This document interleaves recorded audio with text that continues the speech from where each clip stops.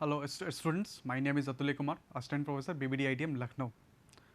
In this lecture series, we are studying about transportation engineering. Particularly, we are studying the highway cross-sectional element, various types of highway cross-sectional element. We have already studied about different types of side distance, different types of road cross-section elements such as camber, then margin, curves, etc. Today, we are going to study about a new topic, that is super elevation.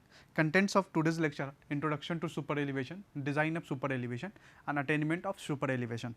So, let us talk about basically what is super elevation. What does super elevation mean on a practically point of view?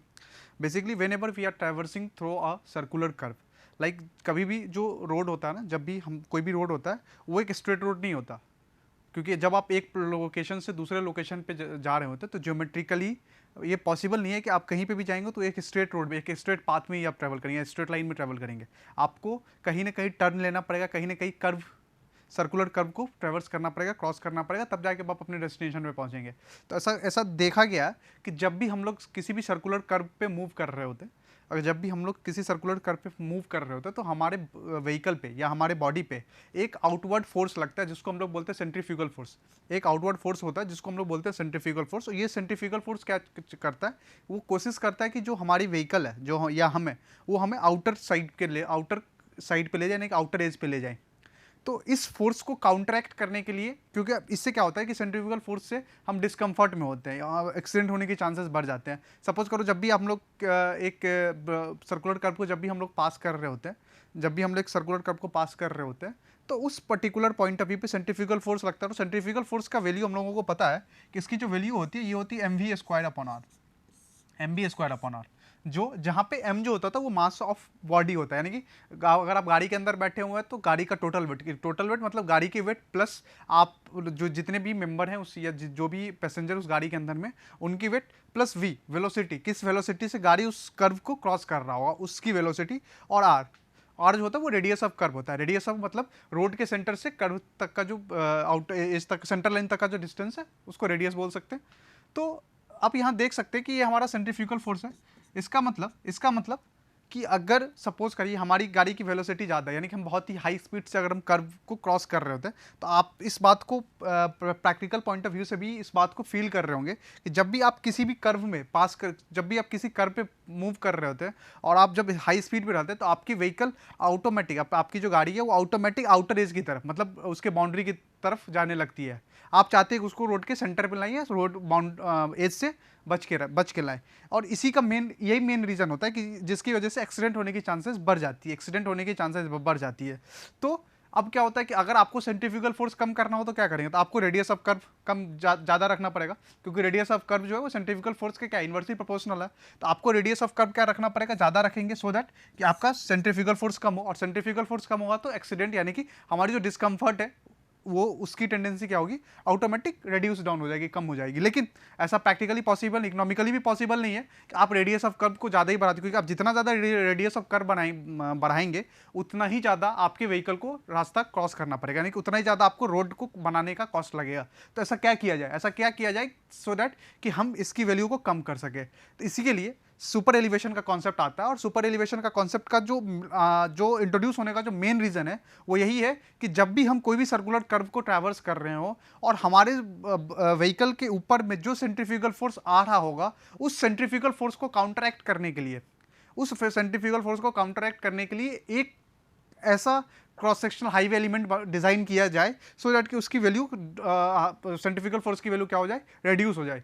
ठीक है, जिसके कारण से हमारी vehicle का जो skid होने की चांसेस या ओवरटर्न होने की चांसेस है वो मिनिमाइज हो जाए। इसका मतलब ये super in order to counteract the effect of centrifugal force and to reduce the tendency of vehicle to overturn और skid at the outer edge of the pavement, outer edge of the pavement is raised with respect to inner edge, and thus providing a transverse slope throughout the length of horizontal curve. That this transverse inclination to the pavement surface is known as super elevation, और इसका दूसरा नाम canter banking. इसका मतलब आप इस diagram को देखेंगे कि यहाँ से पहले तक ये कर्व क्या था, कुछ इस तरीके से कर्व इंट्रोड्यूस हो रहा था। ठीक है, इससे पहले तक रोड क्या था, वो कंप्लीटली स्ट्रेट लाइन था। ये पूरा का पूरा कर्व जो था वो रोड जगह स्ट्रेट लाइन था, और यहाँ से एक कर्व लेना, एक टर्न हमें लेना था। तो आप देख सकते हैं कि अगर यहाँ पे ये इंक्लिनेशन, बेसिकली ये इंक्लिनेशन जो है, ये हाइट, तो हमने क्या किया कि हमने रोड के सेंटर के यानी कि इनर एज बोल सकते हैं, रोड के इनर एज के रिस्पेक्ट में आउटर एज को अपलिफ्ट किया, आउटर एज को उठाया है, आउटर एज, सो दैट कि एक वर्टिकल स्लोप बन जाए, एक वर्टिकल स्लोप बन रहा है, आप देख सकते हैं। और ये जो एंगल, जिस एंगल से ये अपलिफ्ट हुआ, इस एंगल को हम लोग बोलते हैं सुपर एलिवेशन। इसी एंगल से, इस वैल्यू को, ये जो एंगल की जो वैल्यू बन के आ रही है, इसी वैल्यू को हम लोग बोलेंगे सुपर एलिवेशन। ये सुपर एलिवेशन का कॉन्सेप्ट है। सो दैट कि इसका जो सेंट्रीफ्यूगल फोर्स है, इस व्हीकल के ऊपर में जो लगने वाला सेंट्रीफ्यूगल फोर्स है, वो सेंट्रीफ्यूगल फोर्स जो होगा अब वो काउंटर बैलेंस हो जाएगा, वो काउंटर बैलेंस हो जाएगा किसकी वजह से? सुपर एलिवेशन फोर्स और फ्रिक्शनल फोर्स की वजह से। ठीक है, तो अगर आप इसकी डिटेल एनालिसिस करेंगे तो सपोज करिए कि आप एक रोड पे ट्रेवर्स कर रहे हैं, हम लोग एक रोड पे ट्रेवर्स कर रहे हैं, और ये हम टुवर्ड आप मतलब कैमरे की तरफ हम लोग मूव कर रहे हैं, तो आप यहाँ देख सकते हैं कि हमारे इस व्हीकल के ऊपर भी जो फोर्स लग रहा होगा, एक फोर्स सेंट्रीफ्यूगल फोर्स यहाँ एक्ट कर रहा है, और दूसरा बॉडी की वेट, जो व्हीकल है उसकी वेट ये डब्ल्यू यहाँ एक्ट कर रही होगी। और इंक्लिनेशन सपोज करते हैं कि जो इंक्लिनेशन है, जो इंक्लिनेशन एंगल है वो अल्फा है। तो जब हम इस दोनों फोर्सेस को जब हम लोग ब्रेक करेंगे और उस हिसाब से देखेंगे तो डब्ल्यू कॉस अल्फा इधर लग रहा था, डब्ल्यू साइन अल्फा इस साइड में लग रहा था, पी सेंट्रीफ्यूगल फोर्स है, ये भी हॉरिजॉन्टल के साथ अल्फा एंगल बना रहा होगा, ये भी हॉरिजॉन्टल के साथ अल्फा एंगल बना रहा होगा। तो हॉरिजॉन्टल फोर्स कितना हो जाएगा? तो P cos alpha horizontal force हो जाएगा, और वर्टिकल फोर्स क्या हो जाएगा? पी साइन अल्फा हो जाएगा। वर्टिकल फोर्स क्या हो जाएगा बेटा? पी साइन अल्फा हो जाएगा। तो जब हम लोग इस फोर्स को यानी कि समेशन ऑफ हम एफ एक्स लगे, हॉरिजॉन्टल फोर्स को अगर हम बैलेंस आउट करना चाहें तो हम क्या लिख सकते हैं? जब अब हॉरिजॉन्टल फोर्स को बैलेंस आउट करेंगे तो कुछ ये इक्वेशन बन के आएगा, P cos alpha equal to frictional F capital F जो स्टैंड हो रहा है वो फ्रिक्शनल फोर्स हो रहा है, frictional force plus W sine alpha, okay sorry, W sine alpha.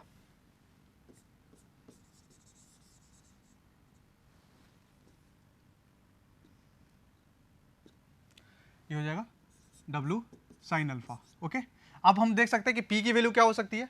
तो P इक्वल टू हमें लोगों को पता है, P इक्वल टू होता है W V square upon R, W V square upon R। ठीक है, और F की वैल्यू क्या होती है? तो F मतलब होता है, F इक्वल टू होता है, F इक्वल फ्रिक्शनल फोर्स क्या होता था? फ्रिक्शनल फोर्स होता था कि coefficient of friction into total normal force, coefficient of friction F into total normal force. तो नॉर्मल फोर्स इस बॉडी पे कितनी आ रही थी? तो W cos alpha plus P sin alpha, W cos alpha plus P sin alpha हम लिख सकते हैं। तो जब आप इस इक्वेशन को फर्दर आप ब्रेक डाउन करेंगे, तो W sin अल्फा तो था ही, W sin alpha plus F into F की जगह पे नॉर्मल फोर्स कितना आ रहा है बेटा? नॉर्मल फोर्स आ रहा होगा W cos alpha plus P sin alpha. P की वैल्यू हम क्या पुट कर सकते हैं? P की value W V square upon GR put कर सकते हैं। तो W V square upon GR sin alpha equal to P cos alpha, P cos alpha की जगह P की जगह फिर से क्या पुट करते हैं? W V square GR cos alpha. जब आप इस इक्वेशन को, इस कंप्लीट इक्वेशन को जब हम cos अल्फा से डिवाइड करेंगे, जब इस कंप्लीट इक्वेशन को आप cos अल्फा से आप डिवाइड करेंगे, तब जाके हमारे पास कुछ इक्वेशन इस तरीके से बन के आएगा, tan alpha plus F equal to V square by GR into 1 minus F into tan alpha, 1 minus F into tan alpha. और सिंस tan अल्फा जो है, tan अल्फा की वैल्यू जब बहुत ही कम होती है, tan अल्फा की वैल्यू बहुत ही कम होती है, तो इसको हम इक्वल टू अल्फा के बराबर में लिख सकते हैं, इसका मतलब हम जहां पे tan अल्फा लिखा हुआ उसकी जगह पे हम अल्फा की वैल्यू पुट कर देंगे। अल्फा यानी कि अभी हम लोग ने जस्ट बताया था कि जब आप एक आउटर एज को इनर एज के रिस्पेक्ट में जब आप अपलिफ्ट करते हैं, आउटर एज को इनर एज के रिस्पेक्ट में, ये अपना इनर एज था और ये आउटर एज था ओरिजिनल पोजीशन पे, और ये आउटर एज पहुंच गया अपने फाइनल पोजीशन पे। जब आप अपने आउटर एज को इनर एज के रिस्पेक्ट में अपलिफ्ट करते हैं तो जो ये एंगल बन रहा होगा इसको हम लोग ई से रिप्रेजेंट करेंगे, और इसको हम लोग बोलेंगे सुपर एलिवेशन। इसका मतलब यहाँ पे अल्फा को हम रिप्लेस कर सकते हैं, किससे? ई से रिप्लेस कर सकते हैं। तो E plus F equal to V square by G square 1 to 1 minus F into E. इसका मतलब अगर आप इस पूरे इक्वेशन को वापस से समराइज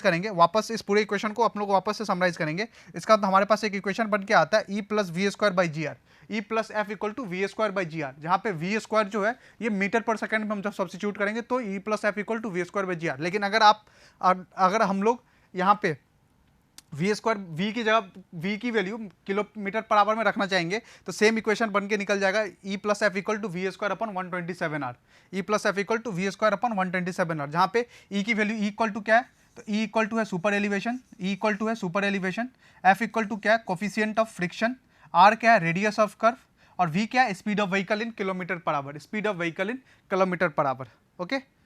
तो बात आती है ये थी सुपर एलिवेशन के एनालिसिस। अब बात आती है कि ठीक है हम लोग ने सुपर एलिवेशन दिया, लेकिन कितना अमाउंट ऑफ सुपर एलिवेशन दें और सुपर एलिवेशन की रेंज कितनी तक हो सकती है। अगर हम सुपर एलिवेशन ज़्यादा रख देते हैं, सपोज करिए कि हम लोग अगर सुपर एलिवेशन ज़्यादा रख देते हैं और कोई स्लो मूविंग व्हीकल जैसे बुलॉक कार्ट या हैंड पुलिंग रिक्शा हो गया, तो इसका मतलब क्या है कि जो स्लो मूविंग व्हीकल है उनकी स्पीड कम रहेगी, और उनकी स्पीड जब वो कम रहेगी, तो अगर स्पीड कम है, क्योंकि हमें पता है कि E equal to super elevation equal to क्या था, वी स्क्वायर अपन 127 आर। इसका मतलब अगर हम सुपर एलिवेशन की वैल्यू ज़्यादा रख दिए तो वेलोसिटी जो उस रोड से जो भी व्हीकल पास करेगी उसकी वेलोसिटी भी ज़्यादा होनी चाहिए, लेकिन अगर कोई स्लो मूविंग व्हीकल उस रोड से पास करे, ऐसा तो नहीं है कि जब भी हम लोग हाईवे बनाते हैं तो हाईवे में से फास्ट मूविंग व्हीकल ही मूव करती है। स्लो मूविंग व्हीकल मतलब हर एक रोड यूजर अपनी अपनी यूटिलिटी के हिसाब से उस रोड का यूज करता है। तो अगर कोई slow moving vehicle like bullock cart, bicycle और रिक्शा एक्सेट्रा अगर जब उस रोड से क्रॉस करेंगे तो उनको क्रॉस करने में, ट्रेवर्स करने में ज़्यादा होगा और हम सुपर एलिवेशन की वैल्यू ज़्यादा रख देंगे। तो इसके लिए आईआरसी रोड कांग्रेस ने एक अपर लिमिट रखा है, एक अपर कैप रखा है हर एक सुपर एलिवेशन का। और वो क्या है, तो अगर आप अपनी वैल्यू, अगर आप अपनी रोड कौन से रीजन में अगर डिजाइन कर रहे हैं, अगर आप प्लेन एंड रोलिंग टेरेन में डिजाइन कर रहे हैं, तो आपकी जो सुपर एलिवेशन की वैल्यू होगी, ई मैक्सिमम की वैल्यू होगी कितना, 7% के उससे ज्यादा नहीं रख सकते। 7% यानी कि ये 0.07 हो जाएगा, 0.07। वही अगर आप हिली रोड में अपनी रोड कंस्ट्रक्ट कर रहे हैं, अगर आप अपनी रोड डिजाइन जो कर रहे हैं वो हिली रोड में डिजाइन कर रहे हैं जहां पे स्नोफॉल उतना नहीं होता, स्नोफॉल प्रोन एरिया नहीं है, तो उस केस में आप सुपर एलिवेशन की जो वैल्यू डिजाइन करेंगे वो 0.1 के बराबर में डिजाइन करेंगे। और अगर आप अर्बन रोड में बना रहे हैं जहां पे बहुत ही ज्यादा इंटरसेक्शन है, मतलब क्रॉसिंग्स बहुत ही ज्यादा है, जैसे चौक चौराहा है बहुत ही ज़्यादा, और उस एरिया में अगर आप कर्व बना रहे हैं, रोड डिज़ाइन कर रहे हैं, उस केस में आप सुपर एलिवेशन की वैल्यू मैक्सिमम कितनी रखेंगे, 4% से ज़्यादा नहीं रखेंगे। इसके पीछे भी लॉजिक ही है कि at the point of intersection पे क्या ना कि ट्रैफिक लाइट अपनी व्हीकल को कंट्रोल करती है। ये हम लोग ट्रैफिक डिज़ाइन में पढ़ेंगे। तो ट्रैफिक लाइट जहाँ पे अगर जो भी रोड के पोर्शंस में ट्रैफिक लाइट रेड रहता है, वहाँ पे व्हीकल क्या होता है, स्टॉप पोजीशन पे रहती है, और वहाँ पे उसकी वेलोसिटी क्या होती है, 0 के बराबर। लेकिन अगर वहाँ पे आप हायर एलिवेशन दे देंगे तो इनिशियल स्टेज में जब व्हीकल स्टार्ट होती है और एक्सीलरेट कर रही होती है, एक्सीलरेट कर रही है, तो उस टाइम में अगर उस एरिया को, उस रोड के सेक्शन को अगर उनको क्रॉस करना हुआ तो उन्हें डिस्कंफर्ट फील होगा, क्योंकि वहाँ पे सुपर एलिवेशन डिजाइन किया गया था अलग स्पीड से, हायर स्पीड पे।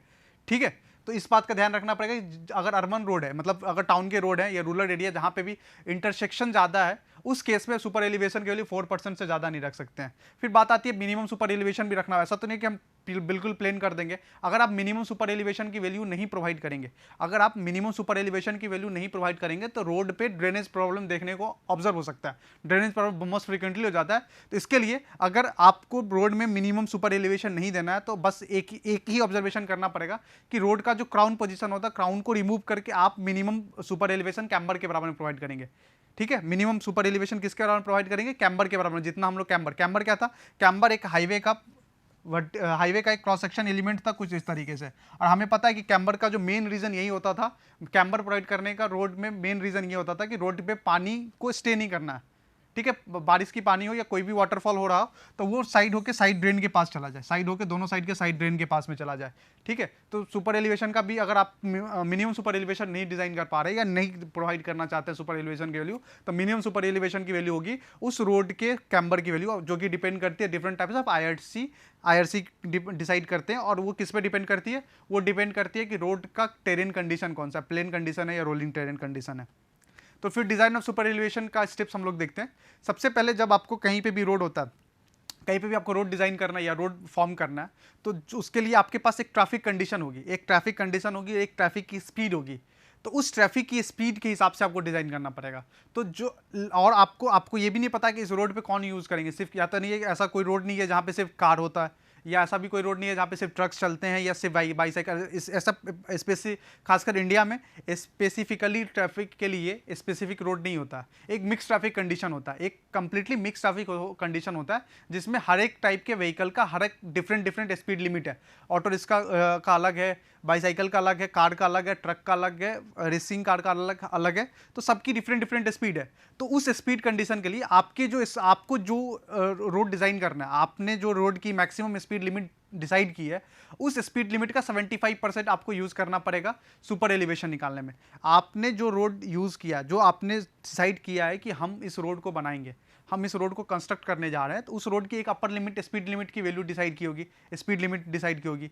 वो डिसाइड कैसे करते हैं तो ट्रैफिक इंजीनियरिंग में वो टॉपिक आता है। अभी आप लोग क्या है कि आपने एक रोड की स्पीड लिमिट हम लोग ने डिसाइड कर लिया कि इस रोड पे मैक्सिमम स्पीड इतना होगा, उस स्पीड का 75% आपको लेना है, पहला। दूसरा क्या होता है कि जब आप इनिशियल स्टेज में जब सुपर एलिवेशन डिजाइन करते हैं उस टाइम में आप अपने अंदर में ये कैलकुलेट करते हैं कि रोड पे फ्रिक्शन की वैल्यू, कोएफिशिएंट ऑफ फ्रिक्शन की वैल्यू हम 0 रखेंगे। इसका मतलब जो हमारे पास E plus F equal to formula आ रहा था वी स्क्वायर अपॉन 127 आर, उस केस में हम क्या करेंगे, स्टार्टिंग के केस में जब आप मिक्स ट्रैफिक कंडीशन के लिए आप सुपर एलिवेशन की वैल्यू निकाल रहे होते हैं तो उस केस में आप एफ की वैल्यू 0 रखेंगे और वी जो होगा वो डिजाइन स्पीड का 75% होगा, डिजाइन स्पीड का 75% होगा। सपोज करो ये हमारा क्या था, ये डिजाइन स्पीड के लिए था, तो डिजाइन स्पीड अभी हम लोग इसका 75% लेंगे, यानी कि ये हो जाएगा 0.75 वी का होल स्क्वायर। और हम लोग डिजाइन स्पीड का 75% क्यों ले रहे हैं, क्योंकि मिक्स ट्रैफिक कंडीशन होता है, रोड यूजर्स होते हैं वो अपनी अपनी यूटिलिटी के हिसाब से, अपनी अपनी यूज के हिसाब से वो व्हीकल यूज करते हैं। हमेशा ऐसा कोई कॉमन मैन जो है वो ऐसा जरूरी नहीं है कि हमेशा वो कार से मूव करेंगे या हमेशा बाइक से मूव करेंगे, अपनी अपनी पर्पस के हिसाब से वो ट्रैवल करते हैं रोड पे। तो जैसा व्हीकल उसकी स्पीड लिमिट उस हिसाब से होती है, इसीलिए मिक्स ट्रैफिक कंडीशन के लिए 75% ऑफ स्पीड लिमिट लेते हैं। उसके बाद इस स्पीड लिमिट से, इस वैल्यू से हमारे पास एक इक्वेशन बन के आता है और ये इक्वेशन ये बनता है, और इस इक्वेशन में हम देख रहे हैं E equal to V square upon 225 R. यहाँ पे हमें रेडियस ऑफ कर्व का रेडियस पता रहेगा, किस कर्व पे हम सुपर एलिवेशन प्रोवाइड कर रहे हैं, और वेलोसिटी हम लोगों को पता रहेगी। यहाँ से एक सुपर एलिवेशन की वैल्यू हम निकालेंगे। उसके बाद अगर सुपर एलिवेशन की वैल्यू ये सुपर एलिवेशन की वैल्यू अगर E इज ग्रेटर देन 0. जो केस बन के आएगा, या तो E की वैल्यू ग्रेटर देन 0.07 होगी या E is less than equal to 0.07 होगी। E इज लेस देन 0.07, और ये 0.07 किस पे बेसिस पे, हमें पता है कि मैक्सिमम सुपर एलिवेशन की value for plain and rolling condition जो थी वो 7% थी। For plain and rolling condition हमारे पास जो वैल्यू थी वो 7% थी, यानी कि E की वैल्यू ग्रेटर देन 0.07 होगी या E की वैल्यू लेस देन 0.07 होगी। तो अगर E की वैल्यू ग्रेटर देन 0.07 होगी तो फिर हमें अलग स्टेप फॉलो करना पड़ेगा, लेकिन अभी के लिए बी फॉर इंस्टेंट हम समझते हैं कि अगर E की वैल्यू लेस देन 0.07 है, अगर E की वैल्यू लेस देन 0.07 है तो जो भी आपका सुपर एलिवेशन आपने कैलकुलेट किया आप अपने रोड पे उसको प्रोवाइड कर देंगे। जो भी सुपर एलिवेशन, अगर आपने सपोज के इस फॉर्मूला में स्पीड लिमिट पुट करने के बाद सपोज करते हैं कि सुपर एलिवेशन की वैल्यू आई थी 0.065, तो आप अपने रोड पे 0.065 की सुपर एलिवेशन प्रोवाइड करते हैं। लेकिन अगर आपके पास ये पहला केस ऑब्जर्व देखने को मिलता है कि E की वैल्यू ग्रेटर देन 0.07 है, E की वैल्यू ग्रेटर देन 0.07 है, उस केस में आपको क्या करना पड़ेगा, आपको फर्दर सेकंड स्टेप पे जाना पड़ेगा। और उस सेकंड स्टेप में जाने के लिए आपको क्या करना पड़ेगा, उस स्टेप में जाने के लिए आपको क्या करना पड़ेगा, फिर आपके पास एक इक्वेशन, जो ओरिजिनल इक्वेशन था सुपर एलिवेशन कैलकुलेट करने का, और वो कहता है कि E plus F equal to V square upon 127 R. आप इस फॉर्मूले का यूज करेंगे, लेकिन इस फॉर्मूले का यूज करने में क्या है कि आप जो यहाँ पे E की वैल्यू आप पहले से पुट करेंगे कि मैक्सिमम वैल्यू यानी कि 0.07 की वैल्यू पुट करेंगे, और आप यहाँ से कोफिशिएंट ऑफ फ्रिक्शन निकालेंगे, कोफिशिएंट ऑफ लेटरल फ्रिक्शन निकालेंगे। F जो है वो कोफिशिएंट ऑफ लेटरल फ्रिक्शन है। तो आप यहाँ पे E plus F equal to V square upon 127 R, जहाँ पे E की वैल्यू क्या थी 0.07 आर, यानी कि आप यहाँ से F की वैल्यू निकालेंगे। और F की वैल्यू कैसे निकालेंगे, तो F equal to V square upon 127 R minus 0.07, V square upon 127 R minus 0.07। यहाँ से आप कोफिशिएंट, हम लोग कोफिशिएंट ऑफ फ्रिक्शन की एक वैल्यू निकालेंगे। ठीक है, कोफिशिएंट ऑफ फ्रिक्शन की वैल्यू हमें पता है कि आईआरसी रिकमेंड करता है कि maximum coefficient of lateral friction की वैल्यू 0.15 से एक्सीड नहीं करनी चाहिए। Maximum value of coefficient of lateral friction is 0.15। तो अगर आप यहाँ पे, हम लोग ने सपोज करिए कि यहाँ पे फॉर्म कैलकुलेट किया, अब जब यहाँ पे आपने एफ की वैल्यू कैलकुलेट की, जब हम लोग यहाँ पे एफ की वैल्यू कैलकुलेट करते हैं, यहाँ पे एफ की वैल्यू कैलकुलेट करते हैं, उस केस में अगर एफ की वैल्यू 0.07 से कम है, F की वैल्यू 0.15 से कम है, अगर F की वैल्यू 0.15 से कम है तो हम लोग जो भी सुपर एलिवेशन हमने प्रोवाइड किया था, यानी कि 0.07 का सुपर एलिवेशन प्रोवाइड किया था, हम उसी को प्रोवाइड कर देंगे। अगर F इज लेस देन 0.15 आ रहा है इस फॉर्मूले से कैलकुलेट करने के बाद में, then we will provide E equal to 0.07, E equal to 0.07। लेकिन अगर F की value, coefficient of lateral friction की वैल्यू 0.15 से एक्सीड कर जाती है इस फॉर्मूले से निकलने के बाद में, तो उसका हम लोग नेक्स्ट स्टेप पे चलेंगे। और नेक्स्ट स्टेप में क्या है, नेक्स्ट स्टेप में है कि आपके पास में कंडीशन क्या बचा है कि आपके पास E plus F equal to V square upon 127 R. अब हम क्या करेंगे, इस इक्वेशन में हम 0.07 भी सुपर एलिवेशन रख देंगे और मैक्सिमम सुपर लेटरल फ्रिक्शन की कोफिशिएंट की वैल्यू रख देंगे 0.15, और यहाँ से हम स्पीड निकालेंगे। यहाँ से इस फॉर्मूले से हम लोग स्पीड निकालेंगे, और इस फॉर्मूले से स्पीड कैसे निकालेंगे, तो इस फॉर्मूले से स्पीड निकालने का बहुत ही सिंपल है, v इक्वल टू लिखेंगे रूट अंडर 0.22 इंटू 127 आर। और यहाँ से जो स्पीड निकलेगा वही आपके रोड की क्या होगी, मैक्सिमम स्पीड लिमिट होगी। यही आपके रोड की क्या होगी, मैक्सिमम स्पीड लिमिट होगी।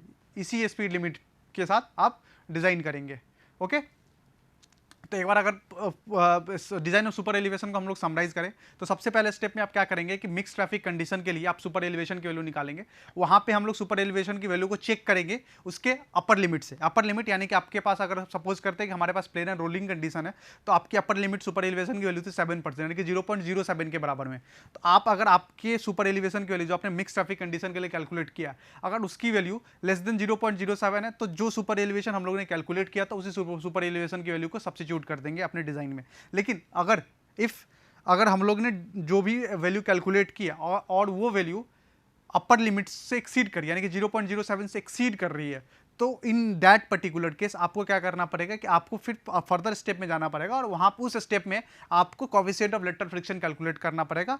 और उसके लिए आपको फॉर्मूला क्या यूज करना पड़ेगा, यही फॉर्मूला E + F = v²/27r। लेकिन कंडीशन क्या थी कि यहाँ पे बस आपको E की वैल्यू सब्स्टिट्यूट करनी पड़ेगी 0.07r और वहां से आपके पास में F की वैल्यू कैलकुलेट करेंगे। फिर हम लोग F की वैल्यू को चेक करेंगे उसके अपर लिमिट से। अगर F की वैल्यू अपर लिमिट यानी कि 0.15 से कम है तो आप सुपर एलिवेशन 0.07 सब्स्टिट्यूट करके डिजाइन कंप्लीट कर सकते हैं अपने सुपर एलिवेशन का। लेकिन अगर F की वैल्यू 0.15 से एक्सीड कर रही है तो लास्ट स्टेप में हम लोग आएंगे और लास्ट स्टेप में हम लोग design speed of vehicle calculate करेंगे जो उस रोड पे मूव करेगा।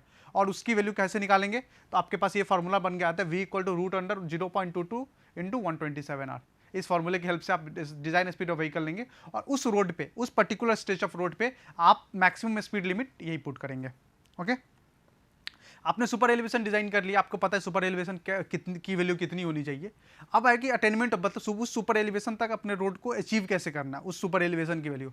तो दो प्रोसेस होते हैं, दो मेथड होते हैं। उन दोनों मेथड में से किसी भी एक मेथड के हेल्प से हम इस अपने डिजाइन के गोल तक अचीव कर सकते हैं। पहला मेथड होता है elimination of crown of the cambered section.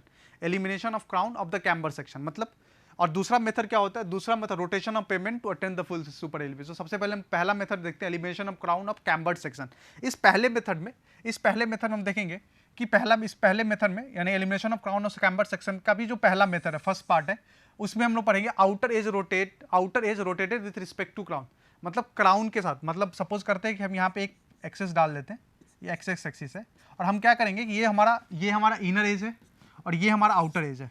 ये इनर एज है और ये हमारा आउटर एज है। तो हम क्या करेंगे, ये आउटर एज का जो ये पॉइंट है इसको हम लोग उठाएंगे, अपलिफ्ट करेंगे विथ रिस्पेक्ट टू, कैसे, विथ रिस्पेक्ट टू क्राउन के। किस तरीके से, आप इस पेन की तरफ ध्यान देंगे, जैसे जैसे ये पेन मूव कर रहा होगा उस हिसाब से हम इसको अपलिफ्ट करेंगे धीरे धीरे एट द कांस्टेंट रेट। मतलब सबसे पहले ये मेरा ओरिजिनल स्टेट था, उसके बाद हम क्या कहिए, ओरिजिनल स्टेट था ये हमारे पास ओरिजिनल स्टेट था। उसके बाद हम लोग ने क्या किया, उसके बाद में इस स्टेज पे पहुंचेंगे। सपोज करो यहाँ पे हम लोग पहुंचे और यहाँ पे हम पहुंचते हैं E1 पे, फिर फर्दर अपलिफ्ट करेंगे, यहाँ पहुंचेंगे, ये पहुंचेंगे E2 पे, उसके बाद फाइनल हम यहाँ पे पहुंचेंगे। जब आप यहाँ पे पहुंचेंगे तो हम लोग देख सकते हैं कि ये जो क्राउन जो इस तरीके से हमें दिख रहा था अब ये प्लेन हो चुका है, कोई क्राउन नहीं एग्जिस्ट कर रहा है, कोई क्राउन एग्जिस्ट नहीं कर रहा है, जिससे कि इस रोड पे ट्रैवर्स करने वालों को कोई भी डिस्कम्फर्ट फील नहीं हो रहा होगा, कोई भी डिस्कम्फर्ट नहीं फील होगा और मैक्सिमम वैल्यू यहाँ पे सुपर एलिवेशन की हम लोग यहाँ पे आके अटेंड कर लेंगे, जो भी इस डिजाइन के लिए था।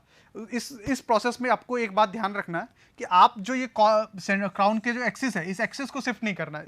मतलब ये एक्सिस आपको यहाँ लेके नहीं आ जाना है, ये एक्सिस यहाँ नहीं आएगा, ये एक्सिस यहाँ है और यहीं पे रहेगा। इसी के रिस्पेक्ट में, इसी को सेंटर अज्यूम करके हम लोग इसको क्या करेंगे, अपलिफ्ट करेंगे। दूसरा प्रोसेस होता है वो क्राउन शिफ्टेड आउटवर्ड। अब इस प्रोसेस में क्या करते हैं, ये भी प्रोसेस बहुत ही सिंपल प्रोसेस है। अब हम क्या करते हैं कि अब हम आउटर एज को अपलिफ्ट, ये आउटर एज है और ये इनर एज है, अब हम आउटर एज को अपलिफ्ट नहीं करेंगे, हम लोग क्या करेंगे कि ये कॉर्नर, ये जो क्राउन है ना, क्राउन को धीरे धीरे शिफ्ट करते चलेंगे आउटर एज की तरफ, क्राउन को ही शिफ्ट करते चलेंगे। मतलब कि ये क्राउन की जो एक्सिस थी अब ये एक्सिस शिफ्ट होना शुरू हो जाएगा। अभी तक क्या था, यहाँ पे हम लोग एक्सिस को फिक्स रखे थे, एक्सिस को शिफ्ट नहीं कर रहे थे, हम आउटर एज को शिफ्ट कर रहे थे, ठीक है। लेकिन अब हम क्या कर रहे हैं, हम लोग क्या कर रहे हैं कि अब क्राउन की इस एक्सिस को शिफ्ट कर रहे हैं। इस एक्सिस को शिफ्ट करते, सबसे पहले एक्सिस को सपोज करो हम लोग यहाँ पुट करके ले आएंगे, फिर धीरे धीरे। तो आप देखेंगे कि जैसे जैसे एक्सिस पुट मूव करते हुए आएगा आउटर एज की तरफ में, तो हमारा रोड का जो ये पेवमेंट है ये भी अपलिफ्ट होना शुरू करेगा। और जब हम क्राउन को एकदम आउटर एज के लेवल में ला के रख देंगे, जब उसके लेवल में कॉन्साइड करा देंगे, तो हमारा रोड कुछ इस हिसाब से दिखेगा। ये ब्लू लाइन जो है ये रिप्रेजेंट कर रहा है हमारे रोड का एलिमेंट, ये अब सुपर एलिवेटेड रोड हो गया। इस प्रोसेस को हम लोग क्या बोलते हैं? Crown shifted outward. नेक्स्ट जो प्रोसेस है, नेक्स्ट जो मेथड था हम लोगों के पास में, उसमें था rotation of pavement to attend full super elevation. Rotation of pavement to attend the full super elevation. इसमें क्या था? इसमें भी हम लोगों के पास में दो मेथड है। पहले मेथड में क्या है कि हम लोग क्या करेंगे कि रोड के सेंटर लाइन के रिस्पेक्ट में हम अपने पेमेंट के outer as and inner as को अपलिफ्ट मतलब रोटेट करेंगे।